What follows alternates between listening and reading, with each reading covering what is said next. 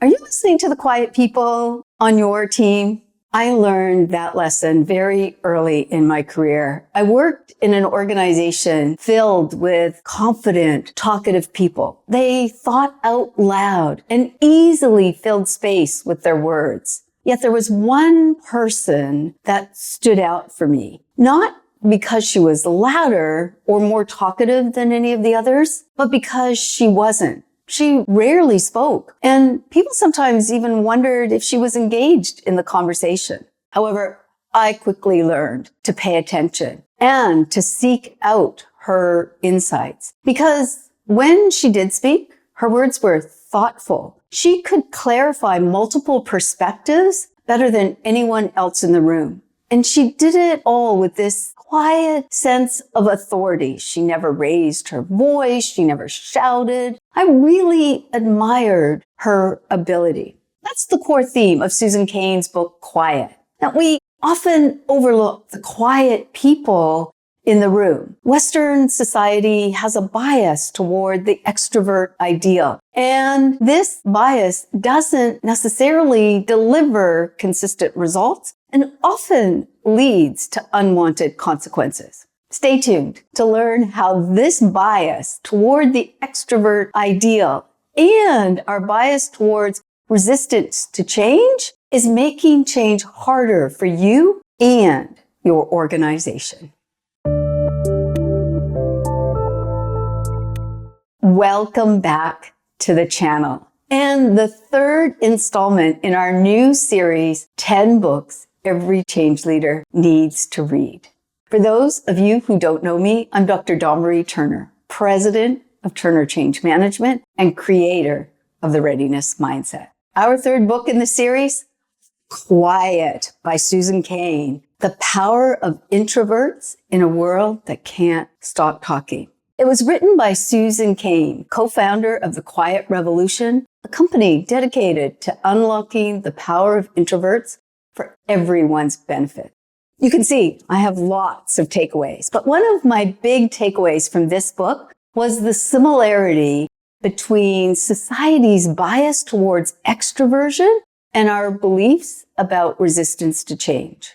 These biases make change harder and often lead to missed opportunities and poor decision-making. There isn't just one definition of an extrovert and an introvert, and nor is it as simple as being one or the other. You're not just an introvert or just an extrovert. However, there is a general agreement that what differentiates the extrovert from the introvert is where they draw their energy from and the way that they put out energy. An extroverted person gets their energy from the outside. They prefer action to contemplation. They tend to think out loud, solve problems through discussion, and make decisions faster. Being with other people recharges their battery and their energy. Introverts, on the other hand, get their energy from inside. They may have strong social skills, but they recharge through reflection, spending time alone. They tend to talk less, contemplate more, solve problems internally, and rarely make decisions quickly. These differences affect how a person works, the way they interact with other people, and the level of stimulation they need to function well. However, although the introvert and the extrovert are different, one is not better than the other. And that's the core message of Susan's book, Quiet. She argues that we as a society make a grave mistake when we unthinkingly embrace the extrovert ideal. She states, we are told that to be great is to be bold, to be happy is to be sociable. We see ourselves as a nation of extroverts. There's a societal bias in Western culture toward the extrovert ideal. Yet, as she states in the book, some of the most important and greatest ideas in art, technology, and inventions, whether it's the theory of evolution or to that personal computer that's sitting on your desk have come from cerebral people who knew how to tune into their inner worlds and the treasures to be found there. The extrovert ideal also has an impact on your change efforts. Susan attributes the rise of the extrovert ideal and our bias towards it with Dale Carnegie and his rise from farm boy to salesman to public speaking icon.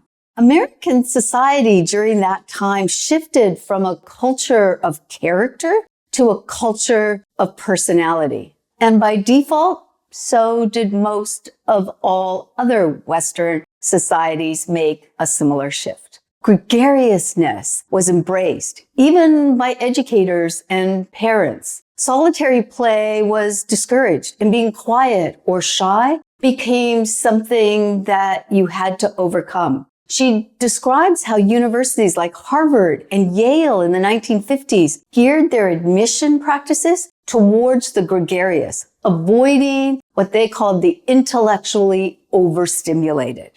And according to Susan, all of this has been to our detriment. It's not to say that we should abandon extroversion, only that we also need to recognize the value and the importance of introversion.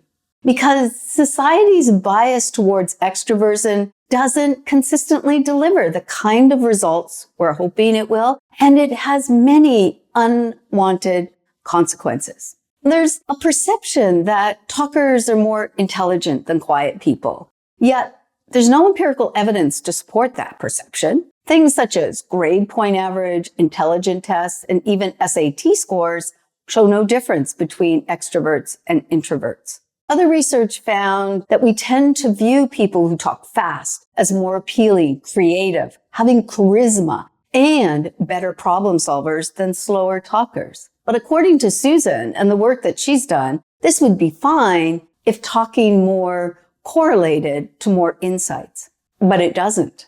Research consistently demonstrates the people who speak more and faster don't have any better ideas than the people who talk less. One of my favorite stories she tells in the book is the results of a subarctic survival situation that all new incoming Harvard Business School students must participate in. The purpose of the exercise is to build synergy. And the premise of it is that you and your small group of students' plane has crashed in the subarctic region, somewhere around the northern Quebec, Newfoundland, Labrador border.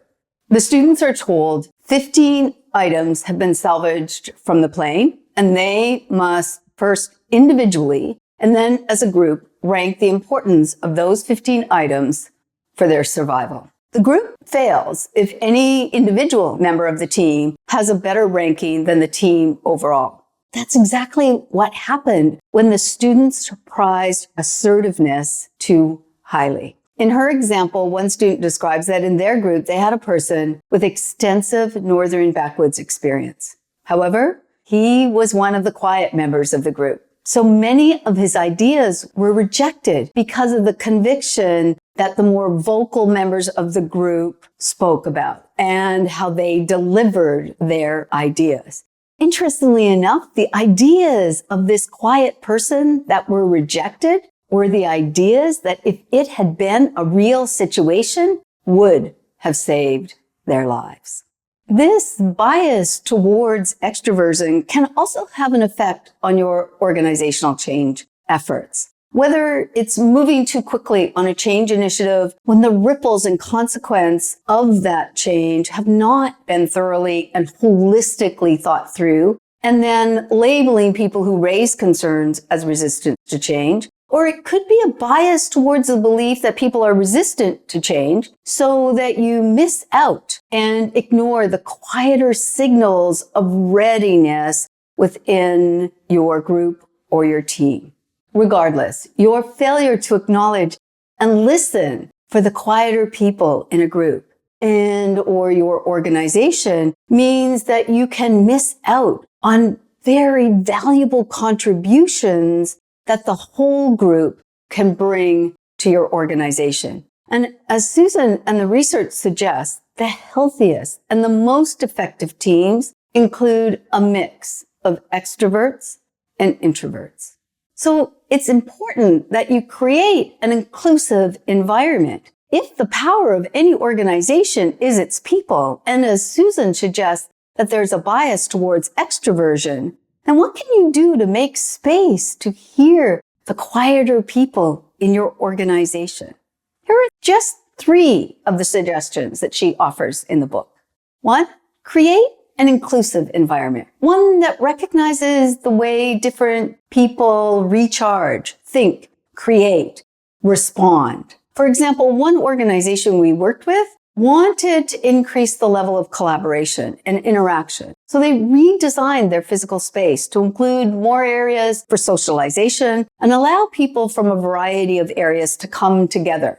But they also created easily accessible and beautiful, quiet and individual spaces that people could use for reflection, recharging, and they retained their individual offices. Second, recognize and give people time for reflection, thinking, and processing, even when working with a group. In a society that is focused on bold action, it's easy to overlook and undervalue reflection. I've learned that when I'm working with a group, if I build in reflection and individual time before seeking the perspective of the whole group, the quieter members of the group do participate. And the richness of the ideas, the level of collaboration increases, and no one member seems to dominate the group. Third, value and recognize introverts and extroverts. Each brings strengths to your team and to your organization. One is not better than the other. During change, it's helpful, even necessary, to have people who can analyze the problem, explore scenarios and possible options, and quietly infuse new ideas. At the same time, it's also helpful to have people who are willing to take action, demonstrate high levels of energy and enthusiasm for the changes that are needed. For me, this book reinforced the importance of inclusion, that silence doesn't mean agreement or a lack of engagement, that we need to respect each person and enable them to contribute. If you don't just want to default to the loudest and most talkative person in the room, then you've got to make the space, the time, and have the patience to accept and use various interactive responses. I hope you found this video helpful. If you're struggling to build a strong, cohesive team and use multiple formats to draw the strengths of every member of your team as you engage with change in your organization, reach out. Let's have a conversation. Bye for now.